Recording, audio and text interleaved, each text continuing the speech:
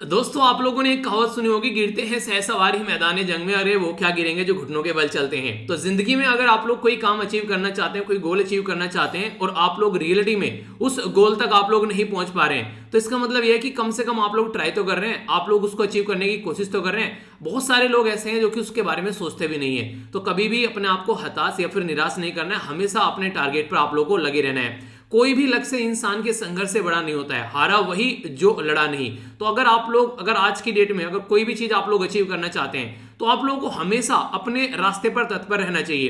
क्योंकि यार जिंदगी ना इसी को कहते हैं कि आप लोग एक पर्टिकुलर गोल को अचीव करो और फिर आगे बढ़ते रहो। ऐसा नहीं कि वहां पर आकर स्टॉप हो जाओ, बस हाँ यार ये हो गया, ये नहीं हुआ, बस वहीं पर छोड़ दी चीजें। नहीं, जिंदगी का नाम ही है कि आप लोग को हमेशा चलते रहना है, रुकना नहीं है। आप लोगों ने सुना होगा ना, रुका हो तो पानी भी सड़ जाता है। तो इसलिए हमेशा कॉन्टिन्यूसली अपने पाथ पर चलते रहना है। शानदार, काफी प्यारा डिस्कशन रहेगा। अगर लेक्चर सुनने के बाद में आप लोगों को लगे यार इसकी पीडीएफ होनी चाहिए, तो टेलीग्राम से जाकर आप लोग डाउनलोड कर लेना। टेलीग्राम पर सारी चीजें आप लोगों को इकट्ठे मिल जाती है, यहाँ पर आप लोग जाकर इसको देख सकते हैं। पीडीएफ सारी प्रोवाइड करा दी है। और कल मैंने क्वेश्चन नहीं दिया, आज आप लोगों को 2 क्वेश्चन दूंगा, अटेम्प्ट करने की कोशिश करना, ठीक है।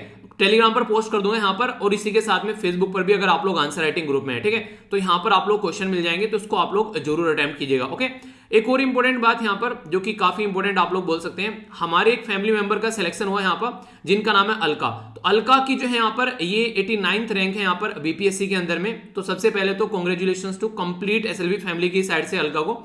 तो इनके द्वारा एक काफी अच्छा मुकाम हासिल किया गया यहाँ पर।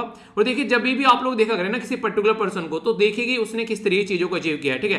तो आप लोग भी अपने आप को हमेशा इस तरीके से डेडिकेटेड वे में आप लोग को आगे लेकर चलना है। हमेशा अगर कोई कुछ अचीव कर रहा है तो उसको अप्रिशिएट करो। अगर सोसाइटी में कोई कुछ अच्छा कर रहा है, इससे आप लोग के अंदर भी कॉन्फिडेंस आएगा, क्योंकि कल को आप लोग को भी अप्रिशिएशन मिलने वाला है उन चीजों से, ठीक है। तो ये चीज आप लोग देखिए। बाकी कई सारे बच्चे कई सारी बातें पूछ रहे थे, तो एक वीडियो मैंने छोटी सी बनाई थी कि किस तरीके से आप लोग चीजों को लेकर चल सकते हैं, ठीक है। जो 2022 के प्रीलिम्स की तैयारी कर रहे हैं उसको कैसे करना चाहिए, जो यूपीएससी की अभी यहाँ पर प्रीलिम्स देकर आ रहे हैं, जिनका सिलेक्शन हो रहा है उसको क्या करना चाहिए, और जिनका प्रीलिम्स नहीं हो रहा है उनको क्या करना चाहिए। तो थोड़ी स्ट्रेटजी सबकी डिफरेंट होगी, तो इसके ऊपर एक थोड़ा सा आप लोग नजर डालिएगा, ठीक है। और आज आप लोग की वीडियो भी आएगी नोबेल प्राइज के बारे में, जो मैंने आप लोग को बोला था उसको भी आप लोग देखिएगा, ताकि कोई कंफ्यूजन आप लोग के माइंड में न रहे। ओके, बाकी क्वेश्चन है अब की बार ही यूपीएससी में यहां पर पूछा गया, ऐसे ऐसे क्वेश्चन आप लोगों से पूछे गए, थोड़ा सा डायरेक्ट न देकर इनडायरेक्ट वे में बोल दिया गया कि 8 अगस्त 1942 जो है उसके बारे में क्वेश्चन पूछ लिया गया। बोला कि कौन सी स्टेटमेंट इससे रिलेटेड करेक्ट है। तो अगर आप लोग अगर आप लोगों को याद होगा, मैंने आप लोगों को पढ़ाया भी था अगस्त के महीने में, जब ये इंपॉर्टेंट डे भी आया था, तो मैंने आप लोगों को इसके बारे में बताया भी था। तो अगर आप लोगों ने वो भी लेक्चर सुना होगा तो ये क्वेश्चन आप लोग अटेम्प्ट कर पाएंगे अच्छे से। बोला गया कि the quit India resolution was adopted by AICC.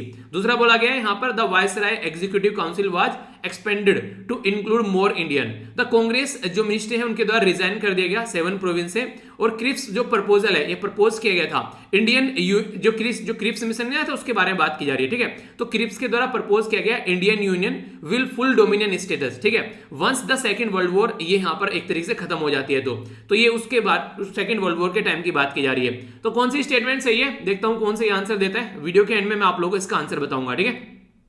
काफी प्यारा, काफी शानदार डिस्कशन रहने वाला है, वीडियो को एंड तक देखिएगा, बहुत कुछ चीजें आप लोगों को नहीं जानने को मिलेगी। और इसी के साथ में जो भी आप लोग देखिए पढ़ते हैं ना, उसको थोड़ा सा रिवाइज आप लोग जरूर करते रहिए। मैक्सिमम तो चीजें मैं भी बहुत सारी चीजें आप लोगों की रिवाइज करा देता हूं, पर फिर भी कुछ आप लोग को थोड़ा सा खुद से भी एफर्ट आप लोग को डालना पड़ेगा, ठीक है। तो काफी प्यारे आर्टिकल है, एक एक कर यहाँ पर हम लोग देखेंगे। यहाँ पर जो ये वाला आर्टिकल है, काफी एक अच्छा आर्टिकल आप लोग को देखने को मिलेगा पेगासस के बारे में। तो जिसको पेगासस के बारे में नहीं पता है, तो बैकग्राउंड इन्फॉर्मेशन के साथ में हम लोग डिस्कस कर लेंगे, सारी चीजें आप लोग को जानने को यहाँ पर इसके बारे में मिल जाएंगी, ठीक है। इसी के साथ में यहाँ पर चल क्या रहा है आज की डेट में कोर्ट के अंदर में पेगासस को लेकर, उसके बारे में बात की जा रही है। पेगासस जो वायरस है उसके बारे में हम लोग जानेंगे काफी कुछ। हम लोगों ने यहाँ पर जो ये आर्टिकल है काफी डिटेल में डिस्कस करने वाला हूं मैंने कल भी नैनो के अंदर ये डिस्कस किया था आर्टिकल, और यहाँ पर भी आप लोगों से डिस्कस करूंगा। बेसिकली हेल्थ के बारे में बात की जा रही है। ये जो आर्टिकल लिखा गया है, हमारी कंट्री में जो Nobel peace prize winner Kailash Satyarthi ji के द्वारा ये आर्टिकल लिखा गया है। तो बेसिकली ये कई सारे डायमेंशन यहाँ पर बता रहे हैं, तो आप लोग कई सारी बातें यहाँ पर जानने को मिलने वाली है। बहुत ही कॉम्प्रिहेंसिव वे में ये आर्टिकल में डिस्कस करने वाला हूँ। आरबीआई की मॉनेटरी पॉलिसी के बारे में बात की जा रही है, आर्टिकल को हम लोग देखेंगे क्या क्या चीजें। इसी के साथ में यहाँ पर ये इंडिया और चाइना के बीच में जो झड़प चल रही है, तो आप लोगों को पता है कि वो अभी फिलहाल जो है डेड लोग जो है वो एक तरीके से हटने का नाम नहीं ले रहा है लाइन ऑफ एक्चुअल कंट्रोल पर। तो उसी के बारे में बात की जा रही है। न्यूज एनालिसिस के अंदर भी ये पोर्शन देखेगा, वहां पर भी थोड़ा सा इसके ऊपर हम लोग नजर डालेंगे। बाकी तो वही ये डे बाय डे की बोल बच्चन गिरी होती है कि हाँ आज ही हो रहा है, कल ही हो रहा है, परसों ही हो रहा है, ठीक है। तो इनको आप लोग इग्नोर कर सकते हो। जब जो कंप्लीटली यहाँ पर एक तरीके से डिसंगेज हो जाएंगे अगर यहाँ पर लाइन ऑफ एक्चुअल कंट्रोल पे, जो कि इंडिया और चाइना के बीच में एक लाइन होती है बेसिकली बॉर्डर लाइन, तो उसके बारे में बाद में देखने को मिलेंगी चीजें, ठीक है। तो ये अभी यहाँ पर डे बाय डे की चीज चल रही है, तो इनको इग्नोर कर सकते हैं। यहाँ पर बेसिकली बात की जा रही है हमारी कंट्री के में जो बेसिकली खासकर अगर बात की जाए बायोडाइवर्सिटी के बारे में और कल्चर हेरिटेज के बारे में, तो ये आर्टिकल भी इंटरेस्टिंग है, इसके ऊपर हम लोग नजर डालेंगे। ओटीटी के बारे में बात की जा रही है, ओटीटी क्या प्लेटफॉर्म होते हैं और इसी के साथ में इंडियन सिनेमा जो है वो किस तरीके से आप लोगों को देखने को मिलता है। जो रीजनल सिनेमा है, आप लोगों ने देखा कि लोकल एरिया में देसी मूवी बनती है, ठीक है, फिर आप लोगों को बॉलीवुड देखने को मिलता है, साउथ इंडिया में जाओगे आप लोग टॉलीवुड देखने को मिलेगा, शानदार मूवीज बनाते हैं, ठीक है। तो सारी बातें, तो ओटीटी क्या रोल प्ले कर रहा है और किस तरीके से यहाँ पर आज के में चीजें निकल कर आ रही है, तो समझेंगे इसके बारे में। तो कल्चर के पॉइंट ऑफ से इंपॉर्टेंट पोर्शन आप लोगों का ये हो जाता है। आईपीसीसी की रिपोर्ट के बारे में, क्लाइमेट चेंज के बारे में सारा मुद्दा वो है, तो एक ओवरव्यू आप लोगों को यहां पर दूंगा ताकि माइंड में आप लोगों की क्लैरिटी रहे इस टॉपिक को लेकर भी। तो इसी के साथ में और भी कई सारी बातें आप लोगों को जानने को मिलेगी, जैसे राइट टू इन्फॉर्मेशन एक्ट के बारे में बात करूंगा, एनजीटी के बारे में बात करूंगा, इसी के साथ में और भी कई सारे इश्यूज हैं जो कि हम लोग न्यूज एनालिसिस वाले पोर्शन में देखेंगे। तो एंड तक लेक्चर को देखिएगा तो आप लोग काफी सारी चीजें काफी अच्छे से अंडरस्टैंड कर पाएंगे, ठीक है।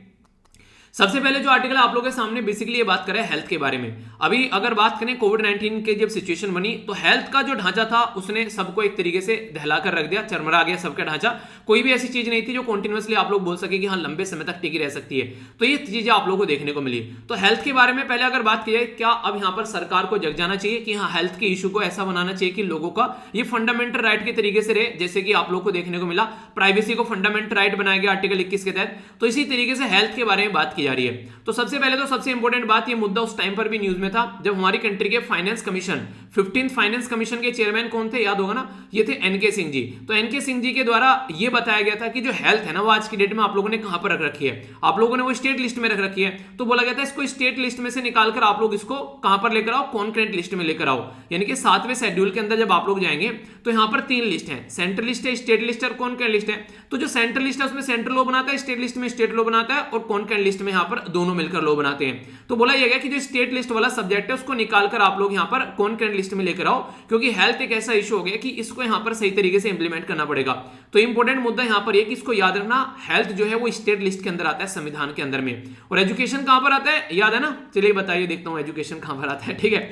एजुकेशन भी आता है बेसिकली कॉन्करेंट लिस्ट के अंदर में, क्योंकि पहले ये स्टेट लिस्ट के अंदर में था। 42nd संविधान में संशोधन किया गया था 1976 में, तब इसको स्टेट लिस्ट में से हटाकर कॉन्करेंट लिस्ट में ला दिया था, ठीक है।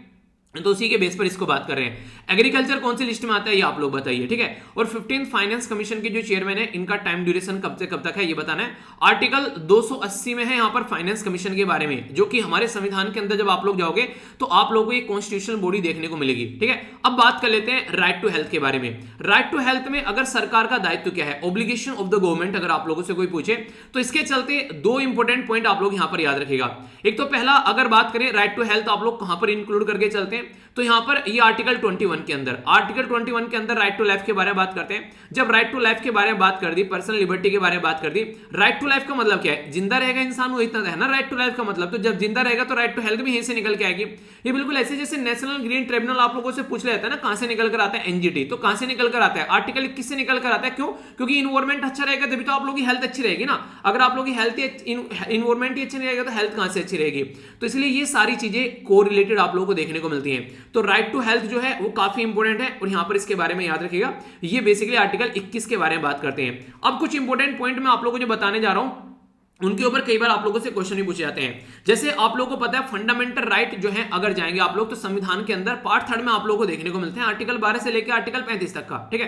ठीक है, कॉपी और पेन लेकर बैठा करो, सबसे पहले तो इंपॉर्टेंट बात ये है, ठीक है, क्योंकि सारी चीजें जो है एक तरीके से लिखी नहीं जा सकती हैं। बहुत सारी चीजें ऐसी रहती हैं पढ़ाते पढ़ाते मुझे याद आती रहती हैं। तो ऐसा नहीं है कि आप लोग कोई भी लेक्चर उठा के देखोगे उसमें बिल्कुल एक ही चीज देखने को मिलेगी, डिफरेंट चीजें हमेशा आप लोग को देखने को मिलेगी, क्योंकि कौन सा टॉपिक कहां पर आ गया, कौन सी बात कहां से कोरिलेट कर गई, ये जब इंसान पढ़ाने बैठता है तो बहुत सारी चीजें याद आती रहती है, ठीक है। तो ये जो मैंने अभी आप लोगों को बात बता दी, कई आर्टिकल में आप लोगों को देखने को ही नहीं मिलेंगे कहीं भी सारी, तो सारी एक्स्ट्रा इन्फॉर्मेशन हो जाती है जो कि आप लोगों को प्रीलिम्स मेंस इंटरव्यू हर जगह फायदा पहुंचाती है, ठीक है। तो पेन और कॉपी लेकर आप लोग जरूर बैठा करो, ठीक है। तो ये काफी ज्यादा जरूरी है। और तभी आप लोग जब आंसर राइटिंग भी अगर करना स्टार्ट करेंगे तो उसके अंदर जब ये चीजें इंक्लूड करेंगे ना तो एक नेक्स्ट लेवल का आंसर आप लोग का बनेगा यहाँ पर आकर। तो इसलिए ये काफी इंपॉर्टेंट हो जाता है। तो ये ऐसा लगता है कि एक ही आर्टिकल में बहुत सारी चीजें इंक्लूड हो गई, तो इसका मतलब है कि 5-6 आर्टिकल एक ही आर्टिकल के अंदर आ गए। ये अलग से हो गया, फंडामेंटल राइट के बारे में बता दिया, डीपीएसपी के बारे में आ गया, ठीक है।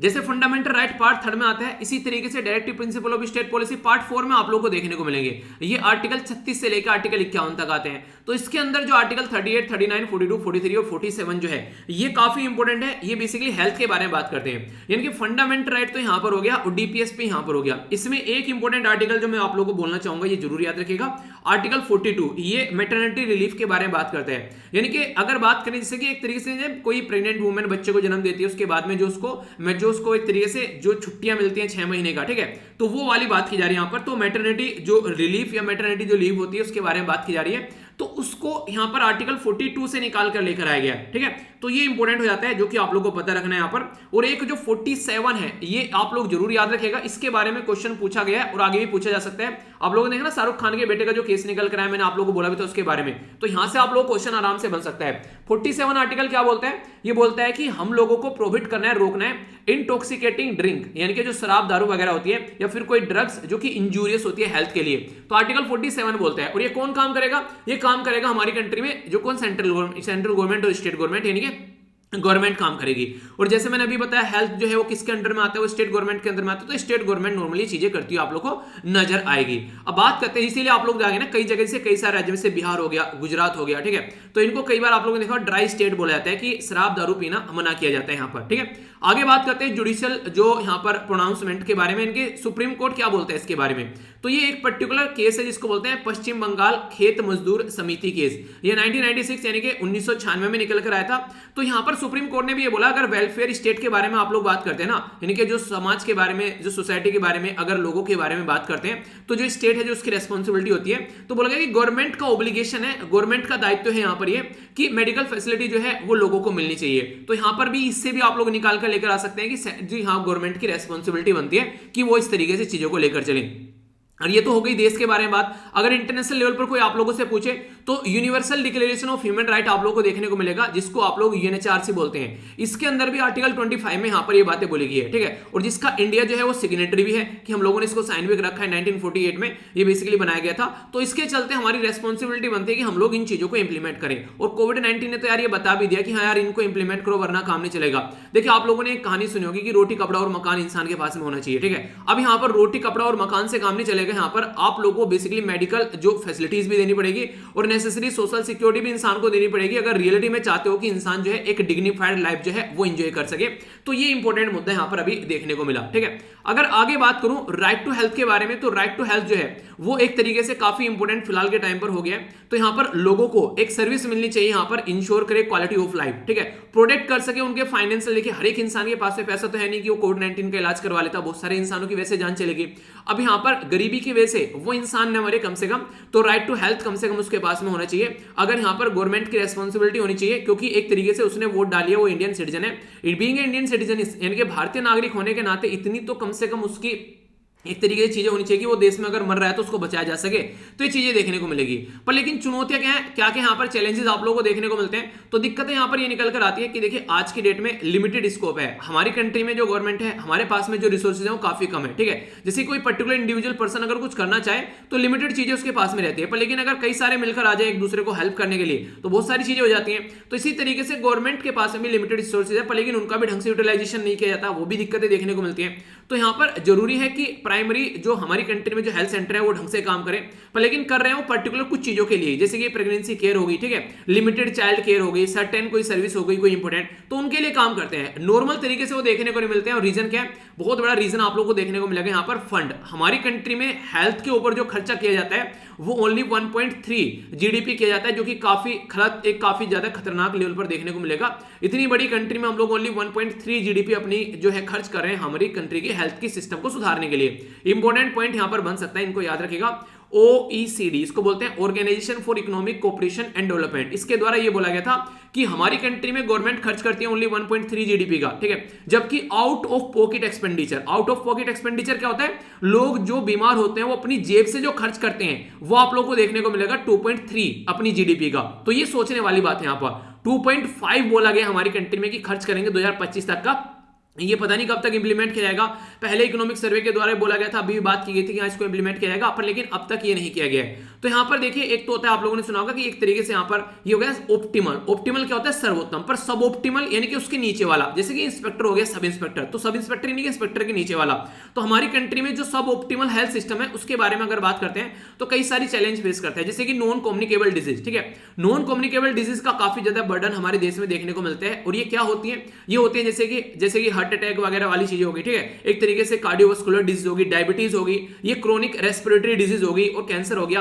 अगर कोई ए पर्सन है, उसको कैंसर की बीमारी है, तो उसको ही लगेगी, किसी बी पर्सन को नहीं लगी, उड़कर उसको कैंसर लग गया। जबकि कोरोना लग जाता है। तो कम्युनिकेबल और नॉन कम्युनिकेबल डिजीज में डिफरेंस भी एक छोटा सा टॉपिक आप लोग का बन जाता है अलग से, इसको भी थोड़ा जान लेते हैं। कम्युनिकेबल नॉन कम्युनिकेबल डिजीज क्या होती है? डिजीज जो कि एक तरीके से स्प्रेड करती है वन पर्सन टू अनदर, जैसे कि वायरस हो गए। ठीक है, ये एक इंसान से दूसरे इंसान में लग जाते हैं। अगर किसी को कोरोना वायरस की बीमारी, उसके पास में कोई आएगा, उसने छींक दिया, तो भाई साहब छत्रपति हो गई दूसरे वाले की भी साथ में। ठीक है, तो ये कंडीशन आप लोगों को देखने को मिलेगी। अगर नॉन कम्युनिकेबल के बारे में कि कैंसर है ए पर्सन को, तो ए को ही रहेगा, बी को कैंसर पहुंचेगा नहीं। तो ये होते हैं नॉन कम्युनिकेबल, यानी कि कम्युनिकेट नहीं करती है डिजीज, जिसको है उसी के पास में रहती है, ऐसा आप लोग बोल सकते हैं। ये डिजीज जो होते हैं वो इमीडिएटली डेवलप होती हैं। मान लीजिए किसी को कोरोना वायरस से उसने छींका, दूसरे को तुरंत लगेगा। पर लेकिन ये वाली क्या है? हमारे लाइफ स्टाइल की वजह से लगती है। हम लोग उल्टी सीधी हरकतें कर रहे हैं, पता नहीं क्या क्या खा रहे हैं, क्या क्या पी रहे हैं, टाइम पे सो नहीं रहे हैं, तो हार्ट अटैक की बीमारी होनी स्टार्ट हो गई, कैंसर की बीमारी लोगों को होनी स्टार्ट हो गई, टबैको, माउथ कैंसर, पता नहीं क्या क्या चल रहे हैं। तो ये सारी एक टाइम लेती है। ये आप लोगों को बोलती है सुधर जाओ वरना हम सुधार देंगे, पर लेकिन ये वाली टाइम नहीं देती आप लोगों को सुधरने के लिए। एड्स हो गया, जैसे कि टाइफाइड हो गया, ट्यूबरकुलोसिस हो गया,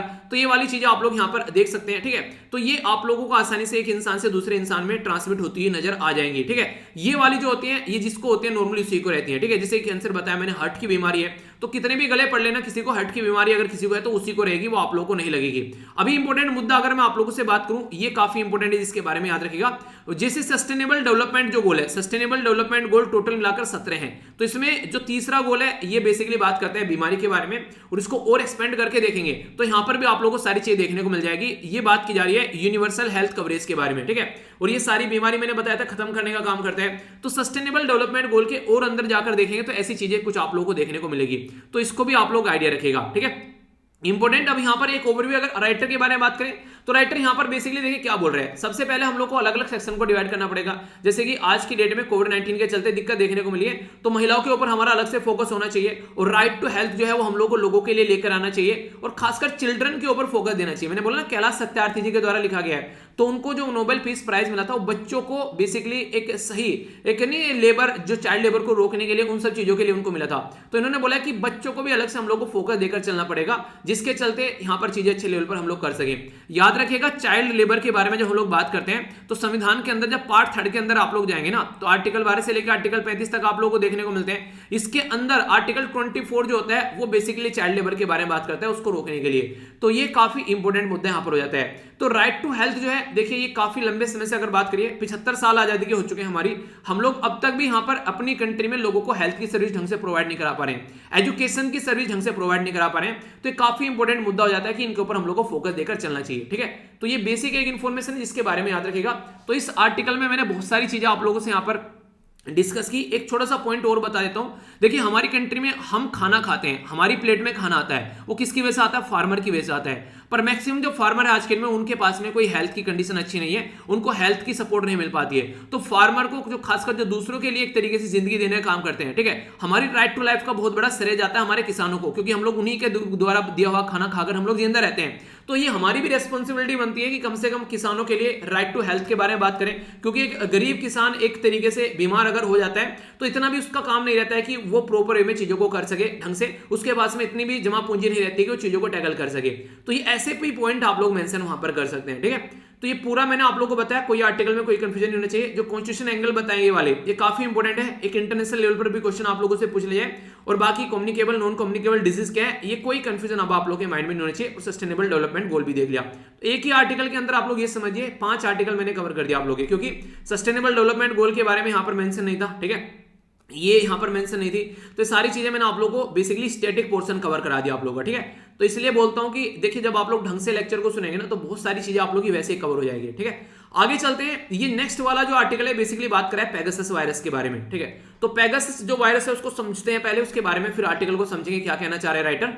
सबसे पहले तो जो शब्द है पेगासस ये कहां से निकल के आया, तो बेसिकली वायरस का नाम कैसे दिया गया, तो यहाँ पर अगर आप ग्रीक के अंदर आप लोग जाएंगे तो यहाँ पर ये विंग हॉर्स दिखाए जाते हैं, एक घोड़ा है उसके पंख है, ये दिखाने की कोशिश करता है कि ये बेसिकली प्रोग्रेशन का एक प्रतीक माना जाता है कि एक जनरेशन से दूसरी जनरेशन में चीजें जो है वो एंट्री कर रही है, प्रोग्रेशन के पाथ पर चल रहे हैं। तो ये विंग जो हॉर्स है इसको बेसिकली नाम दिया गया पेगासस वायरस, ठीक है। तो पेगासस यहां से निकाल कर लेकर आए, ये शब्द है बेसिकली ग्रीक से जो निकाल कर लाया गया। अभी क्यों ये न्यूज में आ गया उसके बारे में अगर बात करें, अभी ये क्या कंडीशन बनी है उसके बारे में समझे तो कई सारी बातें जानने को मिलेगी।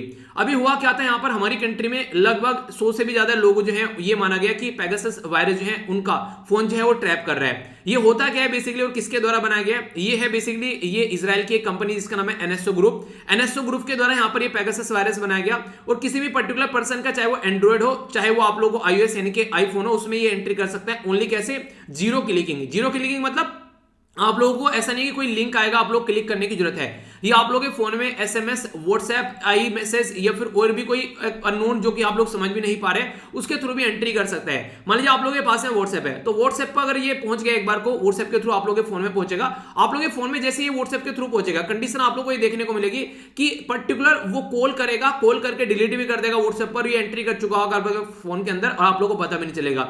यहां से सारी चीजें जो भी आप लोग फोन के अंदर रख सकते हैं, आप लोग के एसएमएस हो गए, ईमेल हो गए, फोटो हो गए, कैलेंडर हो गया, WhatsApp record, call record, contact number, ये आप लोग का माइक्रोफोन, कैमरा, जीपीएस, सब कुछ ये आप लोग का बेसिकली यूज कर सकता है। अगर आप लोग कहीं बैठे हैं, ये ऐसा भी काम कर सकता है कि आप लोग का फोन का बेसिकली माइक्रोफोन ऑन कर दे और आप लोग की आवाज तक सुन ले वहां पर बैठकर कि आप लोग क्या क्या बातें कर रहे हैं, ठीक है। ये इस तरीके से चीजें कर सकते हैं। आप लोग की लोकेशन ऑन करके आप लोग की लोकेशन को आइडेंटिफाई करें कि हाँ कहां पर ये पर्टिकुलर पर्सन है प्रेजेंट टाइम पर, ये भी काम इसके द्वारा किया जा सकता है। तो ये काफी खतरनाक वायरस यहां पर देखने को मिला, जिसके चलते हमारी कंट्री में काफी ज्यादा कंट्रोवर्सी में आया। रीजन क्या है, क्योंकि एनएसओ कंपनी जो है ना, ये बोलती है, एनएसओ जो ग्रुप है, कि हम लोग ये जो वायरस है ये बेसिकली गवर्नमेंट को देते हैं। गवर्नमेंट को भी क्यों, ताकि वो टेररिज्म को बेसिकली कंट्रोल कर सके। हम लोग प्राइवेट एंटिटी को ये वायरस नहीं बेचते हैं, ये खुद ये वाली कंपनी बोलती है।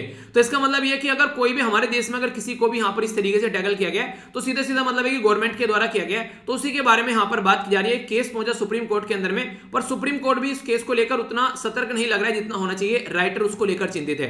पेगासस जो है यहाँ पर एक मैलिशियस सॉफ्टवेयर, यानी कि एक तरीके से आप लोगों से दोषपूर्ण, जो कि एक तरीके से जैसा होना चाहिए वैसा न होकर थोड़ा सा चीजों को नहीं कहते एक जिसका हक नहीं है वो काम करने का काम करता है, स्पाई करने का काम करता है लोगों को, यानी कि एक तरीके से लोगों पर निगरानी करने का काम करता है। तो उसके लिए बेसिकली यहां पर यूज किया गया, खासकर ये काफी लार्ज स्केल पर, तो स्पाईवेयर की तरीके से आप लोग इसको बोल सकते हैं, मेलवेयर स्पाईवेयर की तरीके से इसको क्लासिफाइड किया गया और ये बनाया गया था 2010 में। यहां पर इजरायली कंपनी है एनएसओ ग्रुप के द्वारा।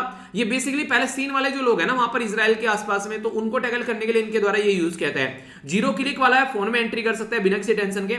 ये यहां पर एक तरीके से बोला यह गया, रिसेंटली अभी बहुत सारे ह्यूमन राइट एक्टिविस्ट, बहुत सारे जर्नलिस्ट यानी कि पत्रकार, बहुत सारे वकील, बहुत सारे आप लोगों ने, इवन हमारी कंट्री में सीबीआई के जो डायरेक्टर थे उनके ऊपर, जम्मू एंड कश्मीर में जो लीडर हैं उनके ऊपर, ठीक है। इसी के साथ में और भी काफी लार्ज स्केल पर बोया गया कि यहां पर जो ऑथराइजेशन जो गवर्नमेंट है उसको बेसिकली प्रोवाइड कराते हैं और यहां पर वो यूज करती है टेररिज्म को कंट्रोल करने के लिए। पर लेकिन खुद ही अपने ही लोगों का यहां पर बेसिकली अगर जो मोबाइल जो फोन है उसको अगर ट्रैप किया जाए तो फिर क्या किया जाए।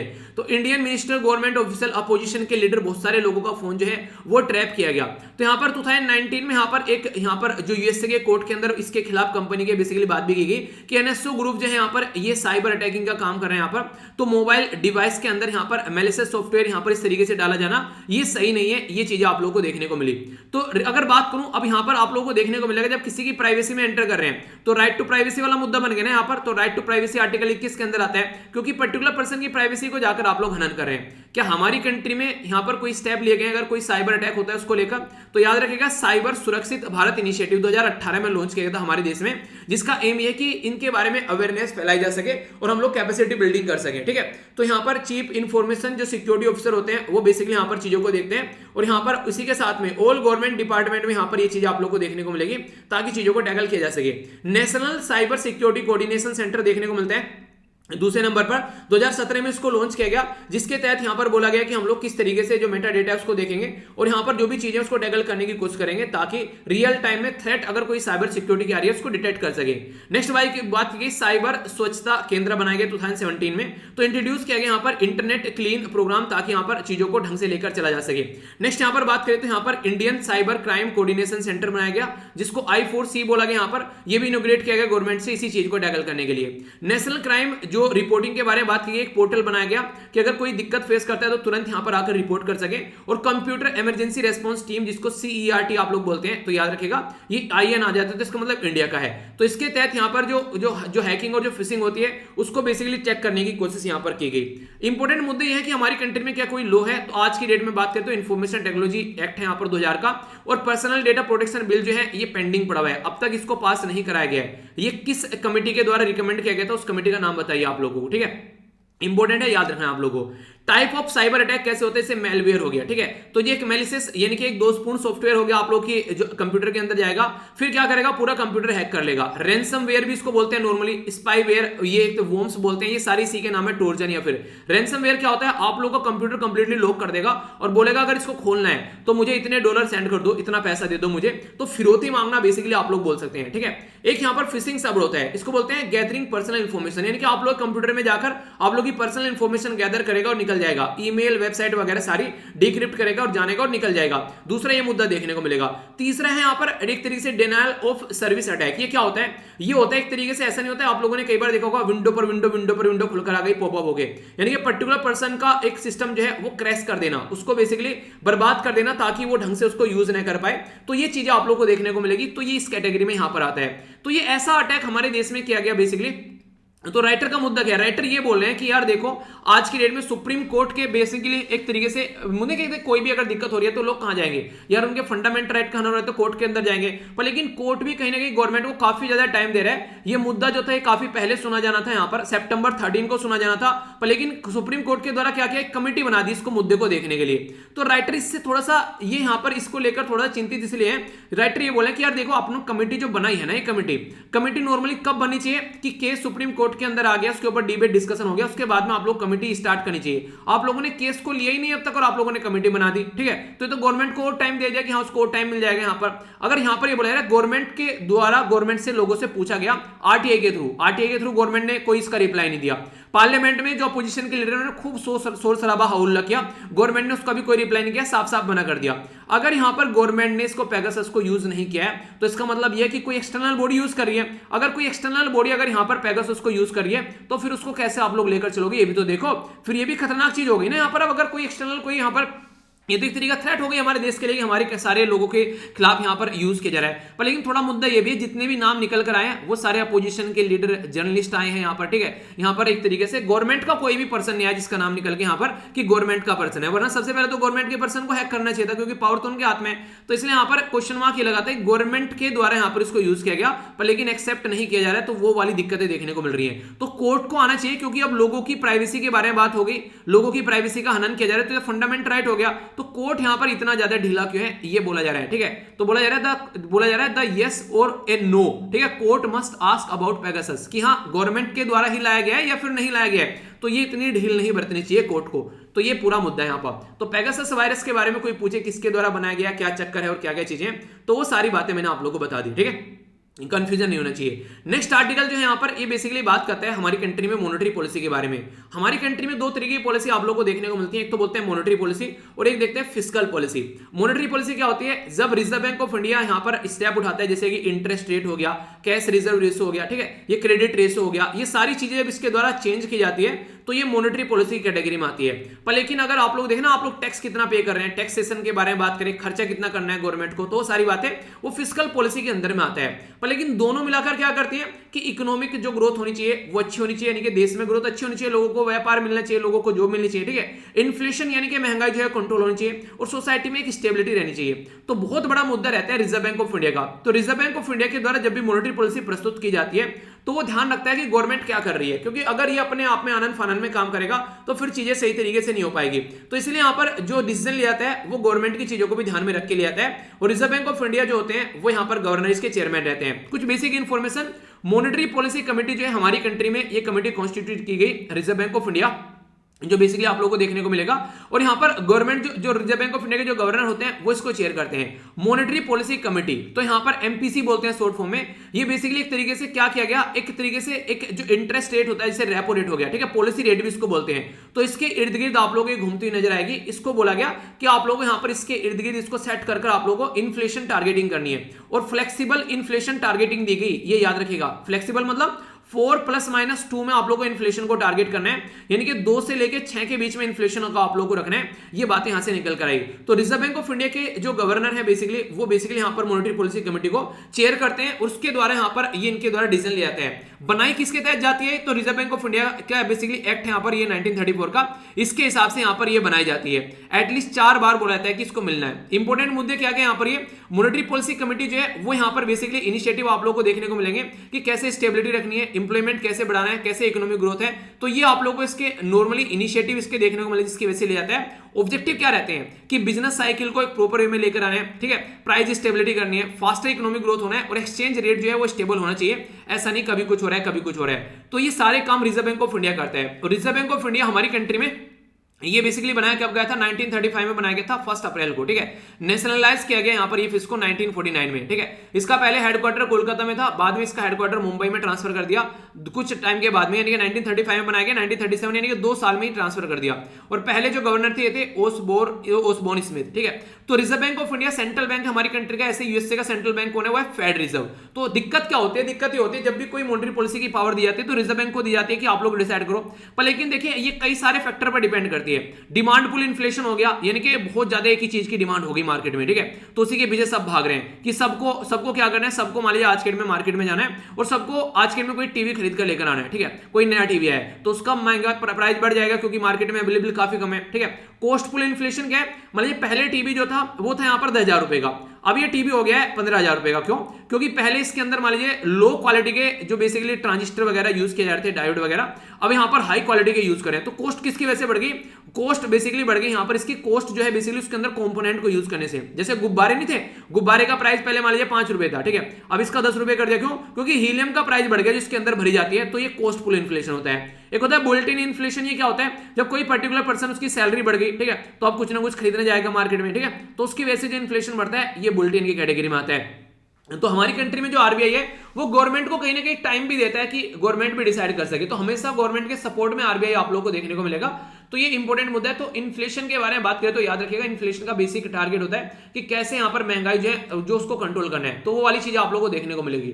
तो ये है बेसिक मुद्दा जिसके बारे में आप लोग आइडिया रखिएगा। तो इसके चलते फाइनेंशियल स्टेबिलिटी जो रिपोर्ट है वो याद रखना, हमारी कंट्री में फाइनेंशियल स्टेबिलिटी जो रिपोर्ट है वो यहां पर रिजर्व बैंक ऑफ इंडिया के जो गवर्नर है उनके द्वारा प्रस्तुत की जाती है, ठीक है। तो ये भी एक मुद्दा है जो मतलब रिजर्व बैंक ऑफ इंडिया के द्वारा प्रस्तुत की जाती है। शक्तिकांत दास आज के दिन में इसके गवर्नर आप लोगों को देखने को मिलेंगे। तो टारगेट यही है कि कैसे यहां पर कंट्रोल करना है, जितनी महंगाई कंट्रोल रहेगी उतना ही ज्यादा फायदा देखने को मिलेगा, ठीक है। तो ये है बेसिक मुद्दा जिसके बारे में हम लोगों ने डिस्कस किया, तो कंफ्यूजन नहीं होना चाहिए। जो आर्टिकल है आईपीसीसी के बारे में बात करें जिसको बोलते हैं inter governmental panel on climate change. Inter governmental panel और क्लाइमेट चेंज के भी एक रिपोर्ट प्रस्तुत की गई है, उसके बारे में बात करूंगा। अभी यहां पर इस आर्टिकल में राइटर क्या बोल रहे हैं? राइटर यहां पर ये बोले कि आज की डेट में अगर आप लोग चीजों को देखोगे ना तो एक अलग ही पैटर्न में चीजें नजर आएंगी, चाहे कोई धरती पर कहीं भी क्यों ना हो। जैसे बोला कोच्चि में, यहां पर फ्लोरिडा के अंदर आप लोगों को देखने को मिलेगा, री डी जेनेरियो ब्राजील के अंदर में, ठीक है, इसी के साथ में कनाडा के अंदर में या कहीं पर दूसरी जगह आप लोगों लागोस, मतलब धरती पे कोई कहीं भी है, आज के में हर एक कोई ना कोई पर्टिकुलर पर्सन जो है प्रॉब्लम फेस कर रहा है। ग्लेशियर पिघल रहे हैं, दिक्कतें आप लोगों को देखने को मिलेगी टेम्परेचर की वजह से।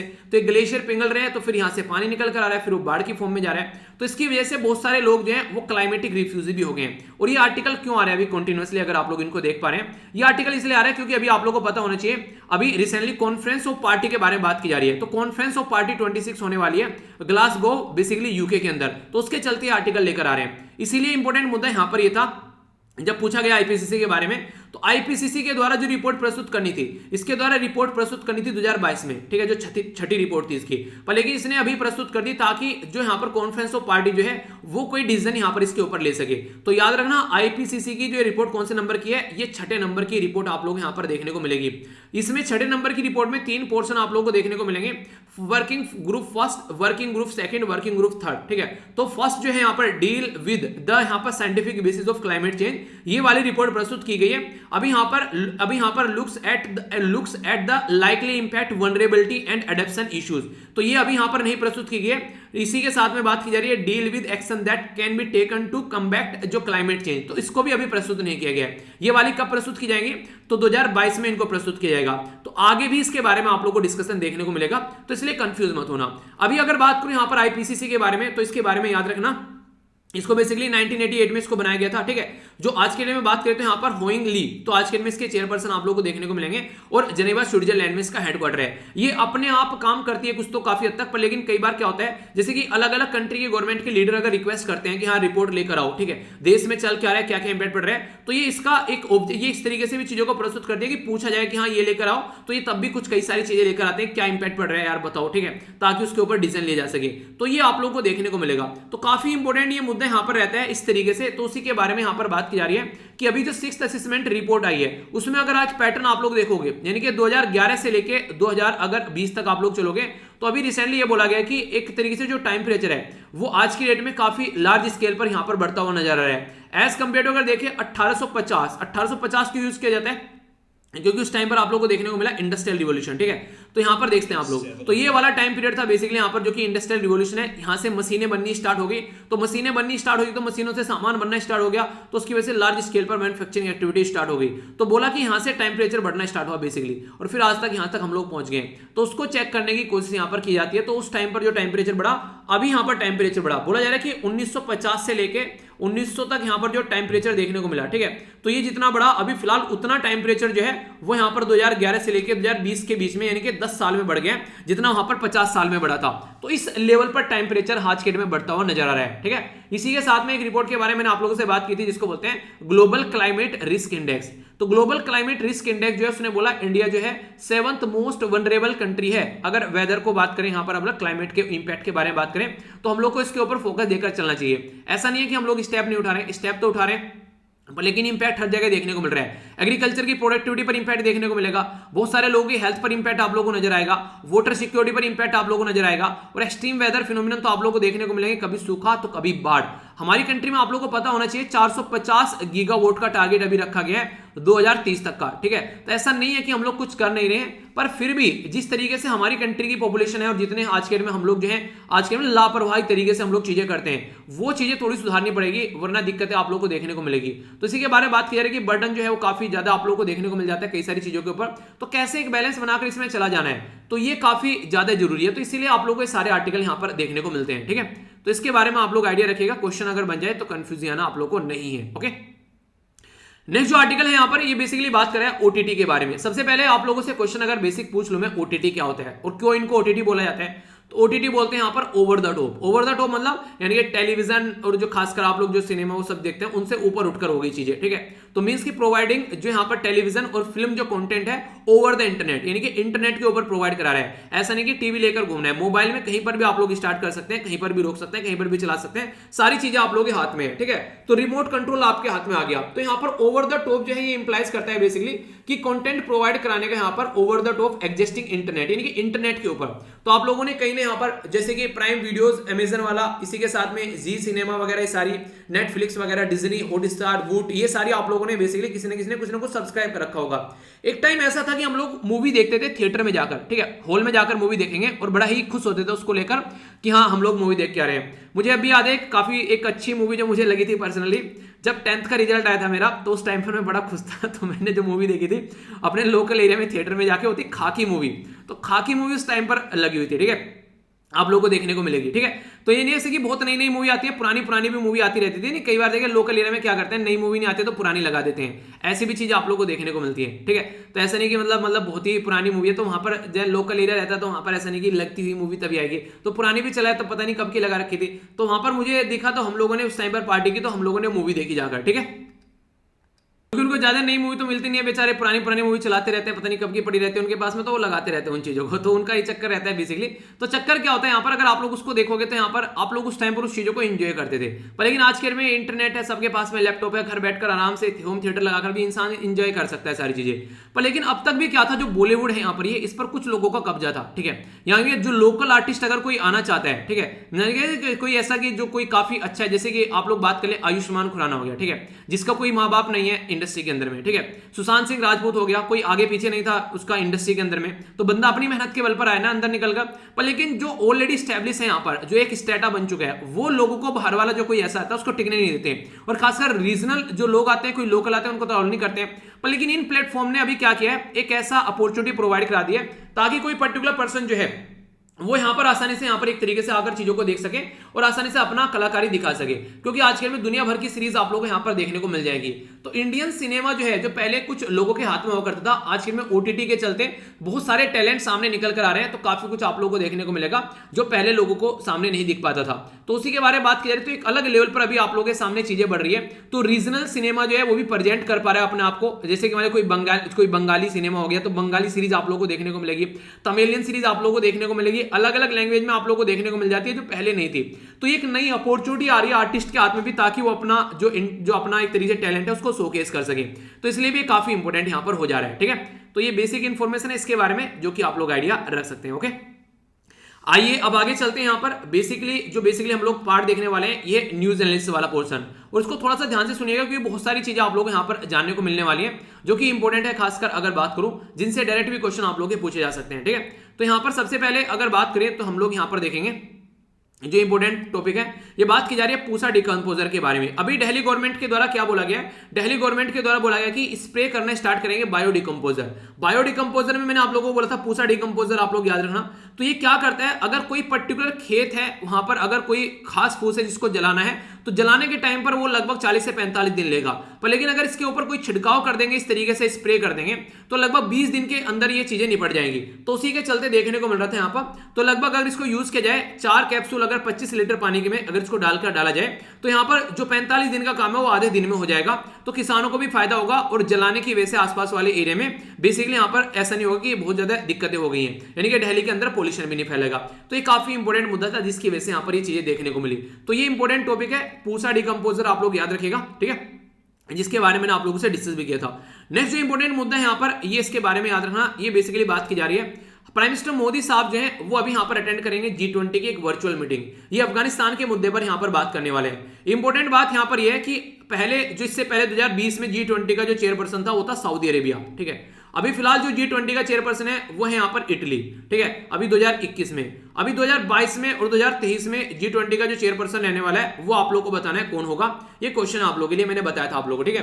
तो G20 जो है अभी यहां पर बेसिकली बात करें कि अफगानिस्तान के मुद्दे को लेकर कैसे आगे लेकर चलना है, क्योंकि अफगानिस्तान में काफी दिक्कतें देखने को मिलती हैं। तो G20 में आता कौन कौन है अगर बात करें, तो सबसे पहले इसके अंदर G7 देखने को मिलेगा, Germany, UK, France, Canada, USA, Italy और जापान। अगर G8 कोई बोलने लगे तो वो रसिया था, जो कि बाहर निकाल दिया गया क्रीमिया वाले इशू पर, ठीक है, क्रीमिया हड़प लिया था इसने, तो उसकी वजह से इसको बाहर निकाल दिया, ठीक है। G20 में फिर कौन कौन हो जाता है यहाँ पर, तो तुर्की, ब्राजील, चाइना, ऑस्ट्रेलिया, इंडिया, ठीक है, अपनी कंट्री है, ठीक है। साउथ अफ्रीका हो गया, तो नहीं कहते अपुनिच भी है इधर सऊदी अरेबिया हो गया, इंडोनेशिया हो गया, साउथ कोरिया, मैक्सिको, अर्जेंटीना और यहाँ पर यूरोपियन यूनियन और ब्राजील, ठीक है, ये सारे बताई दिए।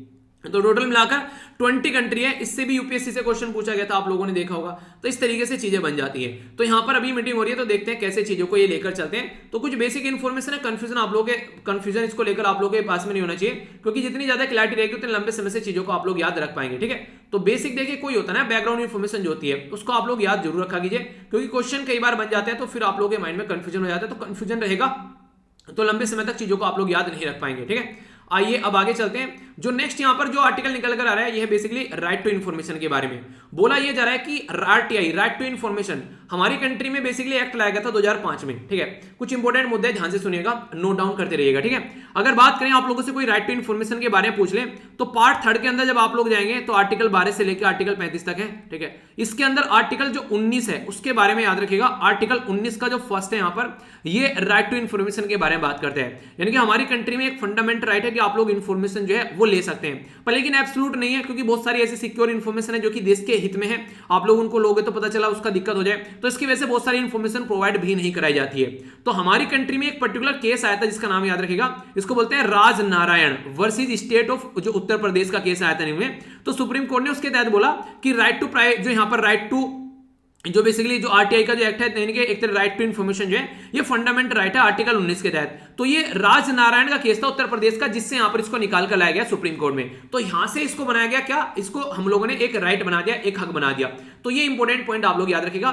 तो ये तो केस कब का था मैंने बताया, ये था 1976 का, पर लेकिन फिर आगे चलकर एक्ट बना हमारी कंट्री में 2005 में। तो 2005 में जो एक्ट बना वो याद रखिएगा, उसको बोलते हैं राइट टू इन्फॉर्मेशन एक्ट, जिसके बेस पर हक दे दिया लोगों को कि आप लोग गवर्नमेंट से इंफॉर्मेशन ले सकते हैं, जो कि एक एक तरीके से नहीं, कोई एक तरीके से यहाँ पर कोई करप्शन चल रहा है, ठीक है, क्या क्या काम चल रहा है, कितना पैसा आ रहा है किसी पर्टिकुलर स्कीम के लिए, तो सारी इंफॉर्मेशन आप लोग यहाँ से निकाल कर ला सकते हैं। पर लेकिन जैसा मैंने बताया कि कुछ चीजें एग्जाम्पशन भी यहाँ पर देखने को मिलेगी, ठीक है, कि एक तरीके से यहाँ कि आप लोग ऐसे नहीं सारी चीजें मिलेगी। तो information related to internal security, अगर देश की सिक्योरिटी के बारे में बात करें तो वो आप लोग को इन्फॉर्मेशन नहीं मिलेगी, ठीक है, कि आप लोग बोलोगे ये सारी चीजें बताओ हम लोगों को कि कैसे कैसे बॉम्ब बनाया जा रहा है, क्या क्या चीजें कहां पर क्या क्या चीजें रखी है, ठीक है। अगर फॉरेन कंट्री के साथ में जो रिलेशन है उसके ऊपर कोई इंपैक्ट डल रहा है वो चीजें आप लोग नहीं पूछ पाओगे। इंटेलेक्चुअल प्रॉपर्टी राइट है किसी का, वो चीजें नहीं आप लोग पूछ पाओगे। कैबिनेट के अंदर कोई डिस्कशन चल रहा है उसमें क्या क्या बातें चल रही है वो चीजें नहीं आप लोग पूछ पाओगे। तो ऐसा है कि रिस्ट्रिक्शन भी आप लोग को देखने को मिलती है। आखिर लाया क्यों गया था, रिस्ट्रिक्शन लगा रखी है, तो ये लाया इसलिए गया था कि यार लोग ना इंपावर हो सके, उनको चीजें जानने को मिल सके कि हाँ ये चीजें हैं इसके बारे में, कि हाँ इंसान को अवेयरनेस हो सके। अगर आप लोग को पता हो आप लोग ये मेंबर ऑफ पार्लियामेंट कैसे हैं तो आप लोग उनको वोट डालोगे उस हिसाब से, तो ये चीजें हैं तो आप लोग के माइंड में क्लैरिटी रहेगी उन चीजों को लेकर। तो उसके लिए यहाँ पर ये राइट टू इन्फॉर्मेशन एक्ट जो है ये लाया गया था, ठीक है। तो ऑथोरिटी जो है यहाँ पर बेसिकली उसको पावर दी जाती है कि हाँ अगर कोई पर्सन इन्फॉर्मेशन मांग रहा है तो जल्दी से जल्दी यहाँ पर इन्फॉर्मेशन जो है वो प्रोवाइड कराई जाए यहाँ पर, ताकि इंसान जो है उसको जान सके। पर लेकिन अगर बात करें एक तरीके से आप लोगों को देखने को मिलेगा कुछ और एग्जाम्पशन है, जैसे कि अगर बात करें तो ऑफिशियल सीक्रेट एक्ट है यहाँ पर, उसको याद रखिएगा, ऑफिशियल सीक्रेट एक्ट है 1923 का। तो अंग्रेजों के द्वारा लाया गया था कि एक तरीके से कुछ ऐसी चीजें ही प्रोवाइड कराई जानी है जो एक तरीके से पब्लिक के इंटरेस्ट में हो। अगर कई सारी चीजें ऐसी जो पब्लिक के इंटरेस्ट में नहीं है वो चीजों को भी यहाँ पर रोका जाता है, ठीक है। तो ऐसी चीजें आप लोग देखते हैं तो इसके बारे में आप लोग थोड़ा सा आइडिया रखेगा। तो ये है इसके बारे में बेसिक इन्फॉर्मेशन आरटीआई के बारे में, तो कोई कंफ्यूजन नहीं होना चाहिए, ठीक है। आगे चलते हैं, नेक्स्ट आप लोगों के सामने एनजीटी, नेशनल ग्रीन ट्रिब्यूनल के द्वारा बोला गया है कि वेट फॉर गोडोट, यानी कि इसका मतलब क्या, इसका मतलब ये कि ऐसा नहीं कि हम लोग को वेट करना पड़ेगा, एक कोर्ट है, कोर्ट को वेट करना पड़ेगा, कोई उसके पास में केस लेकर आएगा इन्वायरमेंट का और तभी यहां पर उसको कोई सॉल्यूशन निकल कर आएगा। यानी कि ऐसा नहीं है कि यहां पर एक तरीके से इसको ये बोला गया कि एक तरीके से गोडोट बोला गया, गोडोट मतलब एक तरीके से कोई आएगा वो यहां पर केस को लेकर यहां पर दर्ज कराएगा तब हम लोग उस केस को देखेंगे, ऐसा नहीं है। तो बोला जाएगा कि शूमोटो एक्शन ले सकते हैं। शूमोटो का मतलब होता है कि अपने आप अगर उनको लगता है कहीं इन्वायरमेंट की बर्बादी हो रही है तो एनजीटी को पावर है कि वो यहां पर इसके ऊपर डिसीजन ले सकता है। एनजीटी मतलब नेशनल ग्रीन ट्रिब्यूनल, तो एनजीटी को ये पावर यहां पर दी गई है, तो ये यहां पर बोला गया है। तो एनजीटी के बारे में बेसिक इंफॉर्मेशन मैं आप लोगों को बताता हूं, इसको बोलते हैं नेशनल ग्रीन ट्रिब्यूनल। तो नेशनल ग्रीन ट्रिब्यूनल जो है ये 2010 में बेसिकली बनाया गया था हमारी कंट्री में, और एक स्टैट्यूटरी बॉडी है। स्टैट्यूटरी बॉडी मतलब पार्लियामेंट में एक्ट को पास कर इसको बनाया गया। तो ये सबसे पहले हमारी कंट्री में आया क्या, नहीं, इससे पहले ऑस्ट्रेलिया में आ चुका था और न्यूजीलैंड में आ चुका था। हमारी कंट्री दुनिया में तीसरे नंबर की कंट्री है जिसके द्वारा यहां पर एनजीटी बनाया गया है। इंपॉर्टेंट पॉइंट है, ठीक है, याद रखेगा। एक और इंपॉर्टेंट यहां पर, अगर कोई केस यहां पर चला जाता है तो टारगेट ये रहता है कि 6 महीने के अंदर अंदर उस केस का हम लोग को निपटारा करना है, एनजीटी के अंदर जो बेसिकली चला जाता है। इसकी हेडक्वार्टर आप लोग को देखने को मिलेगा न्यू दिल्ली के अंदर। वैसे और भी जगह इसकी ब्रांच है, जैसे कि भोपाल हो गया, पुणे हो गया, कोलकाता हो गया, चेन्नई हो गया। यहां पर आप लोगों को इसकी लोकल ब्रांच भी देखने को मिल जाएगी, यानी कि 4 लोकल ब्रांच है और एक मेन ब्रांच यहां पर होगी। चेयरपर्सन आप लोग को देखने को मिलते हैं और जुडिशियल मेंबर और एक्सपर्ट रहते हैं इसके अंदर। तो जैसे यहां पर आप लोग को देखने को मिलेगा 5 साल के लिए यहां पर इनका टाइम पीरियड रहता है, और एक बार अगर अपॉइंट कर दिया तो फिर इनको री अपॉइंट नहीं किया जाता है। तो ये आप लोग को नजर आएगा इसके बारे में जो बेसिक इंफॉर्मेशन, ठीक है। चेयरपर्सन जो अपॉइंट किया जाता है वो सेंट्रल गवर्नमेंट के द्वारा अपॉइंट किया जाता है, अपने आप ही अपनी मर्जी से नहीं, चीफ जस्टिस ऑफ इंडिया के साथ में कंसल्ट कर चेयरपर्सन को यहां पर अपॉइंटमेंट किया जाएगा, ठीक है। सेलेक्टिंग जो कमेटी होती है बेसिकली फॉर्म की जाती है गवर्नमेंट के द्वारा, जिसमें एक्सपर्ट भी आप लोगों को देखने को मिलेंगे, ठीक है। इसके में आप लोगों को बोला जा रहा है कि एटलीस्ट यहां पर 10 और मैक्सिमम 20 आप लोगों को यहां पर मेंबर जो एक्सपर्ट आप लोगों को देखने को मिलेंगे, यानी कि एटलीस्ट 10 और मैक्सिमम 20 मेंबर आप लोगों को यहां पर देखने को मिलेंगे, ठीक है। ये जो काम करता है ये बेसिकली नेचुरल जस्टिस के कॉन्सेप्ट पर काम करता है। नेचुरल जस्टिस मतलब यानी कि ऐसा है किसी पर्टिकुलर पर्सन को बिना सुने आप लोग डिसीजन नहीं दे सकते, सुनकर ही आप लोगों को बेसिकली बातें यहां पर करनी पड़ेगी। तो इस तरीके से आप लोग यहां पर बोल सकते हैं, ऐसा नहीं कि अपने ही हिसाब से आप लोगों ने डिसीजन ले दिया। और आर्टिकल 19 याद रखेगा, सॉरी आर्टिकल 21 याद रखेगा जो राइट टू लाइफ के बारे में बात करते हैं, उसी से यहां पर ये एनजीटी निकाल कर भी लाया गया है। और ट्रिब्यूनल शब्द के बारे में मैंने आप लोगों को बताया था, आप लोगों को याद होगा 2 आर्टिकल मैंने आप लोगों को याद रखने के लिए बोले थे। आर्टिकल याद रखेगा तो आर्टिकल 323, ठीक है, 323A, तो 323A और इसी के साथ में आर्टिकल 323B, ठीक है। तो ये 2 आर्टिकल थे, इसमें बोलते थे बेसिकली एडमिनिस्ट्रेटिव ट्रिब्यूनल के बारे में, और इस वाले में हम लोग क्या बोलते थे, दूसरे ट्रिब्यूनल हो गए। तो हमारी कंट्री में 42nd कॉन्स्टिट्यूशन अमेंडमेंट किया गया था 1976 में, जब से हमारी कंट्री में ट्रिब्यूनल लाया गया। तो ट्रिब्यूनल पहले नहीं थे हमारे देश में, ठीक है। तो नेशनल ग्रीन ट्रिब्यूनल, तो ट्रिब्यून वर्ड जो है ना, जो मैंने आप लोगों को बताया भी था, ठीक है। तो ट्रिब्यूनल जो वर्ड है बेसिकली यहाँ पर ये कहां से निकल कर आता है, तो magistrate of classical Roman Republic, तो वहां से ये टर्म निकल के लाया गया कि यहाँ पर एक तरीके से कि जनता को सिक्योर करने के लिए, प्रोटेक्ट करने के लिए एक अलग से बॉडी होनी चाहिए, ठीक है। तो एक तरीके से क्वाजी जुडिशियल बॉडी मानी जाती है। क्वाजी जुडिशियल बॉडी क्या होती है, जो एक तरीके से एडमिनिस्ट्रेटिव फंक्शन के साथ साथ में जुडिशियल फंक्शन भी रखती है, उसको क्वाजी जुडिशियल बॉडी आप लोग बोलते हैं। तो ये तो एडमिनिस्ट्रेशन के बारे में बात करेगा। और ये वाला आर्टिकल किसके बारे में बात करेगा, यहां पर जैसे कि लेबर लॉज हो गए, लैंड रिफॉर्म हो गए, ठीक है, या फूड से रिलेटेड कोई बातें होगी, तो वो सारी चीजें आप लोगों को यहां पर देखने को इसके अंदर मिल जाती हैं। इंपॉर्टेंट मुद्दा यह कि इसके अंदर अगर आर्टिकल 21, 23A के अंदर बात करेंगे तो सेंट्रल गवर्नमेंट के हाथ में पावर रहती है ओनली, पर लेकिन यहां पर स्टेट गवर्नमेंट भी ट्रिब्यूनल बना सकती है, ठीक है। तो ये बेसिक इंफॉर्मेशन मैंने आप लोगों को बता दी, कोई कंफ्यूजन अब आप लोगों के माइंड में इसको लेकर नहीं होना चाहिए। ये ट्रिब्यूनल के बारे में हम लोगों ने बातें कर ली, ओके।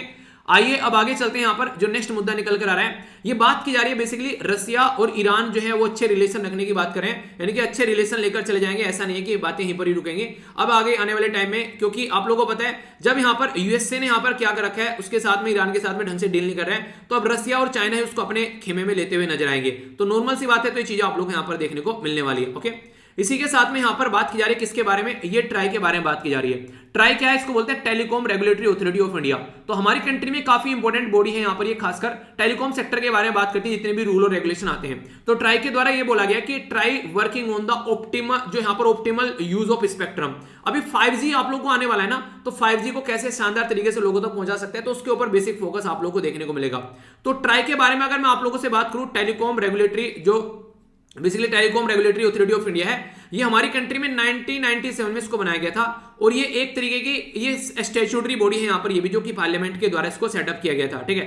तो कोई भी अगर मैटर आता है टेलीकॉम डिस्प्यूट से रिलेटेड यहां पर, तो उसको सेटल करने के लिए एक पर्टिकुलर ट्रिब्यूनल भी है, जिसको बोलते हैं यहां पर, इसको बोलते हैं basically telecom dispute settlement and appellate tribunal. Telecom dispute settlement and appellate tribunal, ठीक है। तो टीडी सेट आप लोग इसको बेसिकली बोल सकते हैं। तो ये यहां पर अगर कोई मुद्दा होता है तो उसको यहां पर डिसीजन लेने का काम करता है, ठीक है। तो ये इसके बारे में बेसिक इंफॉर्मेशन होगी यहां पर आज के डेट में। जो यहां पर जो इसके बेसिकली पर्सन है, चेयरपर्सन है यहां पर, तो याद रखिएगा पीडी जो यहां पर वगेला, ये आईएएस ऑफिसर है जो कि यहां पर आज के डेट में इसके वो बन चुके हैं, ठीक है। तो ये इसके बारे में बेसिकली याद रखिएगा, हमारी कंट्री में डीटीएच की सर्विस चलती है, वो सारी चीज चलती है, तो वो इन्हीं के द्वारा यहां पर डिसाइड की जाती है क्या किस किस तरीके से क्या क्या चीजें होनी है। ये कई सारी चीजें अपने कंट्रोल में रखते हैं, ठीक है।